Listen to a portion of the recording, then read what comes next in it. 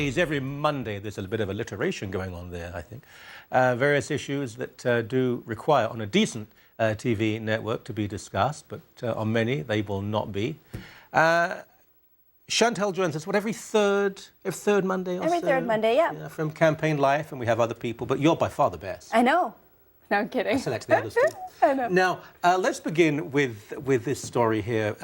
It's very interesting when the obligations of the state come into conflict with parents. Sometimes the state does have a duty to intervene. The headline, purported faith-healing couple charged in death of infant son who fell ill. Well, is that a misleading headline? I mean, no, because there is a son who fell ill and who died. Catherine and Herbert Scheibel, they're out in Philadelphia. What happened was they have 7 kids. 7 kids and an additional 2, one who died in 2009. In 2009, the child died, and the state, a prosecutor, convicted them of third-degree murder, and they said part of their 10-year probation was that they would ensure that the rest of their children would have regular checkups and would consult medical authorities if needed. Right. Just this past April, they had an 8-month-old son who died, pneumonia and dehydration. So autopsy reports confirm that the child was neglected, and in that case, they're being charged again.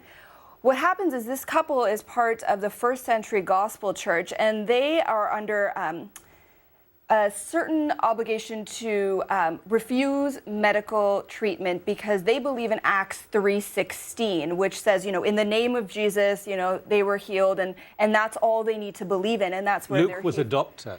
I know, and that's one of these awful situations where things get pulled out of its context, and we turn extremists. And so you have no problem with prosecution of these people? I have absolutely no problem with prosecution of these people because, I mean, we're looking at neglect and death, and there's nowhere in the Bible where Jesus says, well, you know, do not follow doctors, do not believe in them, do not ask for help of them. And even if there was, and there isn't, because this applies also to other religions, namely Islam, I don't care. If it says this in your holy book, you now live in a secular state, and an adult can say no medical treatment. That's entirely up to them. You have autonomy. You can see if you're going to die. That's up to you. Yep. When it comes to a child, if that child needs a blood transfusion, you say no. The state then can intervene. And should intervene. Yep. I mean, I'm all for religious autonomy. We both agree religious freedoms, you know, absolutely correct. But when it infringes on the life of another person, by absolutely no means should religious authorities just stand by and let it watch. I mean, they need to be involved. I mean, it's really upsetting that there is this group of believers who tell parents, you know, this is a small price to pay, you know, 2 children's lives is a small price to pay for salvation. I have no idea when that is a token for salvation. I mean, I think in this case especially, these parents need to have their children removed from them. They have been removed, and I think they do need some sort of help. Well, let me ask you a middle ground here, because I think that there will be mass agreement around this. What about vaccination? Because there's an open debate about this. I'm completely supportive of vaccinations, and all our kids have had, but there are people who say no. Now, that will seldom, if ever, lead to a fatality. Yeah. But it could be very dangerous. It could be very dangerous, but I mean, in those cases, what extent do parents need to take, and when does that extent become life-threatening? If parents are neglecting to do things, I do agree there needs to be some sort of involvement, but if parents are making decisions that they feel may not in the long run suit things, I mean, then it brings about the whole question of how much should parents do for their kids, and how little is too little. If my son was a dog, I'd have him put down. Oh. That's disgusting story out of the UK. I mean, I don't know if it's disgusting or a little bit sad. Jenny Young is a mother of 4 boys, all of whom suffer from ADHD. As you probably know, I mean, it's really popular now. It's becoming really known that a lot of kids suffer from this sort of attention deficit. Well, they might suffer from something which is labeled ADHD because it's convenient for doctors to do that. Right, but I mean, this child who's 10 years old bites, kicks, punches his mom constantly. The mother says that every day she gets a hit to her face.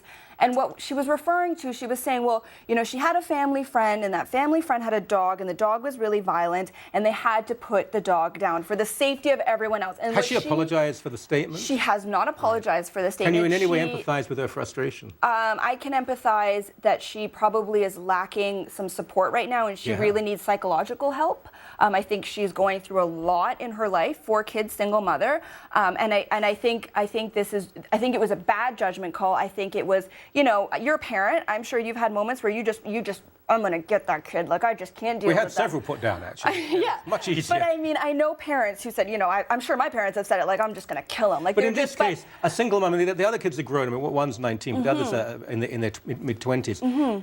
If the boy, and at 10 he could, a fairly large boy, what is she going to do? She needs support. She needs people who can come and help her. Yeah. Or the boy needs to be terrible, but institutionalized in some way. She can't cope. She can't cope. Well, I mean, it might not be, she might not be able to cope. It might not be the child. I mean, lots of people suffer from all kinds of illnesses, and children suffer, and there are people who care for them. She might not be one of those capable people, and what she said was really stupid on her part. This is the big one. Keisha drinks her own urine, which leads me to ask you, who is Keisha? Well, it's Kesha. I'm sorry. Kesha, and she's one of those pop stars who just came out of the blue, and she has taken over teen culture.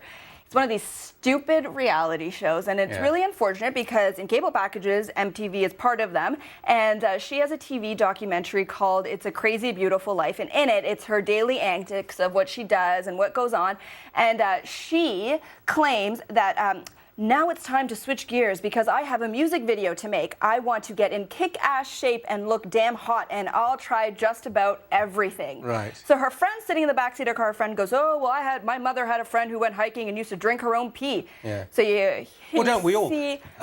But within some Eastern traditions, Hinduism, there are some deeply spiritual people who do this. It's meant to be purifying. Hey. She doesn't sound like a deep thinker. No, but I mean, I think the issue is here, you want to drink your pee, go ahead, drink your pee, I can't stop you. Yeah. Don't put it on television. Don't encourage young children to do just about anything to look damn You have to hot. shop. You make, you know, you want to win an award, make a movie where a 13-year-old lesbian has sex for 12 minutes on screen. You know, come out as a footballer and say you're gay. You'll get the headlines. You have to keep shocking.